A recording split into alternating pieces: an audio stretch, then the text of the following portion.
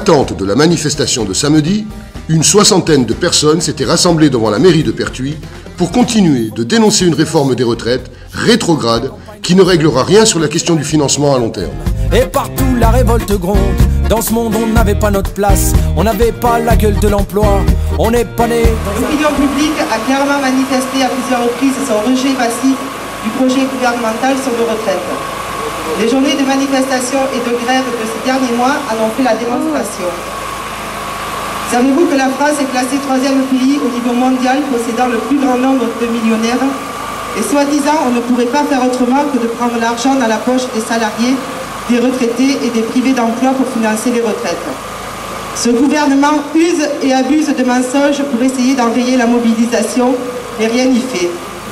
La bataille des idées et de l'opinion est gagnée.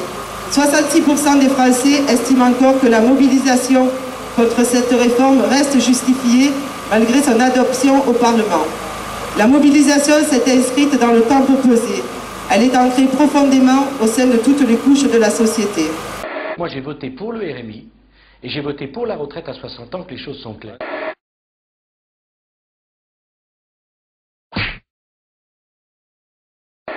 Le financement des retraites est équilibré jusqu'à l'horizon 2020. Madame Parisot, la présidente du MEDEF, vous suggère de passer à la vitesse supérieure en doublant cette mesure, 41 années de cotisation, d'une deuxième mesure, ce serait la retraite à 63 ans et demi, et elle dit si on ne fait pas ça, à un moment donné, on ne pourra plus payer les pensions. Vous dites banco? Elle a le droit de dire ça, je dis que je ne le ferai pas. Pour un certain nombre de raisons, et la première, c'est que je n'en ai pas parlé pendant ma campagne présidentielle. Ce n'est pas un engagement que j'ai pris devant les Français.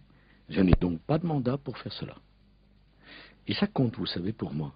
Le président des riches ne peut plus prétendre incarner l'intérêt général. Le gouvernement doit se faire une raison. C'est un mouvement de fond qui est désormais largement installé dans le pays.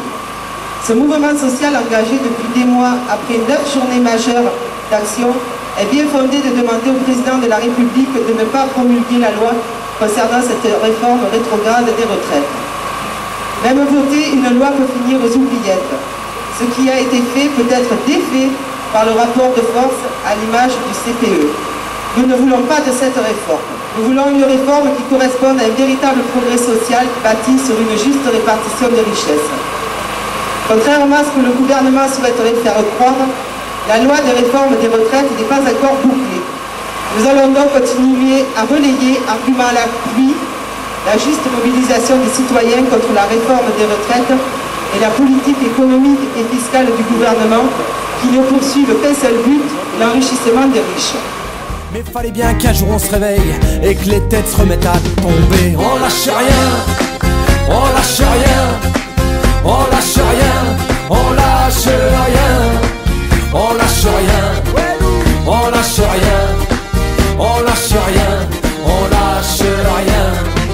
Ils nous parlaient d'égalité et comme des cons on les a crus. Démocratie, fais-moi ma... Il faut continuer d'amplifier, d'étendre et de généraliser la mobilisation sous toutes ses formes. Les syndicats dans les entreprises doivent organiser la tenue d'assemblée générale de syndiqués puis de salariés pour décider avec eux des modalités d'action susceptibles de permettre au mouvement de s'inscrire dans la durée. La lutte continue et doit s'amplifier partout. Votre engagement dans l'action est déterminant dans la période qui s'ouvre.